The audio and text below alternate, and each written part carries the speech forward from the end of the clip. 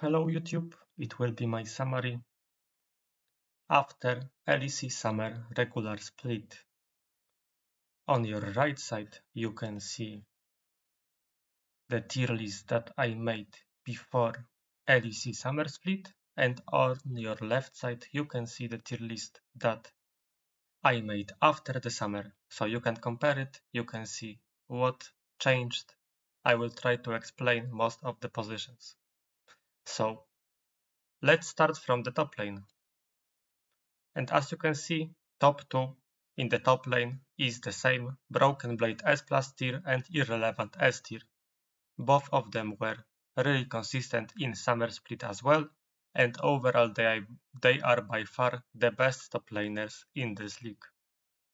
Later we have Adam that moved from 5th position to the 3rd one. Adam is the player that evolved like crazy in this year, from Darius, Garen, Renekton, Olaf player to meta addicted guy, we can say. And he's pretty good at it. But honestly, I miss some good old Adam sometimes. I hope to see such a version of him in playoffs. Later we have Oscar that had a pretty solid summer in Fnatic, of course. I love Oscar on tanks, on carry I'm not the fan of, but overall Oscar is the player to watch how he will perform in Summer Split. Later, Kanna from K-Corp. Kanna is overall a disappointment for me, because I expected him to beat most of the LEC top laners in terms of laning phase. But the reality was that he is just the average top laner that sometimes can make a pretty cool play.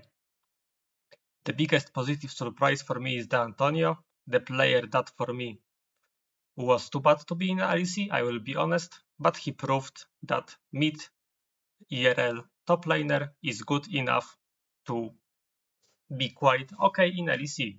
His games on Rumble, his Poppy were kinda clean. Later, Mirwin in my opinion is pretty inconsistent. I expected way more from him. I hope to see him in good shape in playoffs. And that's all. Let's move to the jungle. In the jungle, top 1 is a bit different. Right now it's for me Yike, Razork and Shio.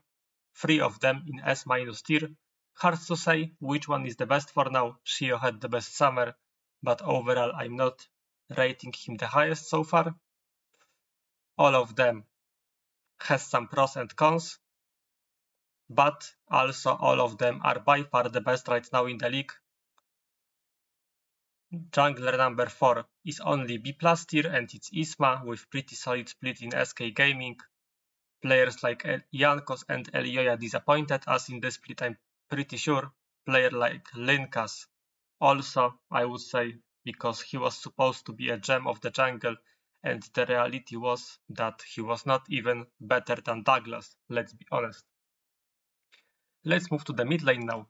In mid lane, Caps is still the king, but I dropped him in terms of tier because his regular split wasn't as flashy as his previous splits. Then big positive surprise in terms of Nisqy, because Nisqy finally locked in on the Rift, and he shown that in summer he can be considered as the best of the best in Europe. Later, Nuke is always quite consistent. I'm still skeptical about his champion pool, but overall he is really consistent as whole BDS. Humanoid, pretty average, regular in my opinion, but in playoffs we should still see good old Humanoid, I'm pretty sure, because Humanoid is pretty often delivering in most important moments. Another positive surprise, Jackie's top 5 A- tier. Jackie's in summer was smurfing. I hope to see him in better team in next year. He deserves that in my opinion. I'm really looking to see him in some mid-tier team in the next year. Later, Vladi, also pretty positive surprise. I don't know if he is that good, but first impression about Vladi are positive. And the biggest negative surprise, in my opinion, B- tier Vitio. Vitio, I think, one of the wasted talents already, we can say. I don't know what happened with this guy, but after transfer from Misfits, this guy is not delivering, in my opinion. AD carry now, and we have two kings from Korea, Ice and Rachel, by far the best in this league, most consistent, highest carry potential in my opinion. I value higher Ice just because he is consistent for entire year, and Rachel just came to the league. Later Hans Sama and Karzi. Karzi is alone in Vitality. He tried to carry them, but surprisingly his teammates are not good enough. Flacket also A+ tier. I love Flacket personally, he's in my top 3, but I made this tier list with the chat, so I dropped him a bit in terms of position, but for me, he is always in top 3 because he is consistent, he is also a carry player, and I love to watch him. I hope to see him in better team in next year as well. Later we have Noah. Noah is really inconsistent. Don't know how he will perform in playoffs, but about Noah, I can tell you that sometimes you can see him in a bit this position in S tier, but sometimes he can be in C tier as well. Later, Upset. Upset is playing really safe, I would say. Sometimes he can carry game for K-Corp, but it's mostly against bottom teams, I would say. Against top tier teams, he won't jump on a carry duty. Let's move to the support. And the best support in this league is Yun from Fnatic, most consistent support, doing good plays, and also he is one of the most important part of Fnatic, in my opinion. Later, Labrov A+ tier. Labrov really good summer, really good engages.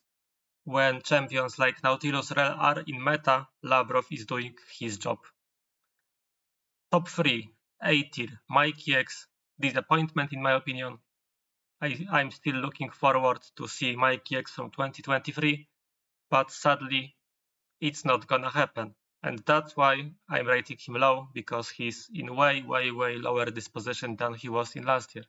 Later, Alvaro, probably best Mad Lions Koi player by far. And really good rookie, yeah, let's be honest. I hope he will keep smurfing, so maybe Mad Lions Koi won't be eliminated that fast. Then we have Luon from SK. Luon was kinda okay, especially because most of our supports are just really bad. And players like Targamas, Trimbis, Oalis, Helisang, no comments. All of them are tragic. Targamas had the best split in this year. Okay, I can agree with. But the reality is that all of them are just bad and shouldn't be in LEC, in my opinion. The Trimby downfall is crazy. Helisang is doing a lot of mistakes. And the narrative that he is buying space in every game is already annoying for me. So yeah, I can tell you that I don't want to see any of these 4 bottom supports in LEC next year. I hope we'll get some big shift in terms of support, because it's not looking promising so far. And let's end with teams. In my opinions, teams V2, S tier, BDS, SK, S-, Fnatic A+. And these 4 teams are the only real teams in these leagues. These 4 teams will fight for the top 4. I don't see the other candidate for this role unless the bottom 4 teams will improve like crazy, but the gap is big and I don't see that.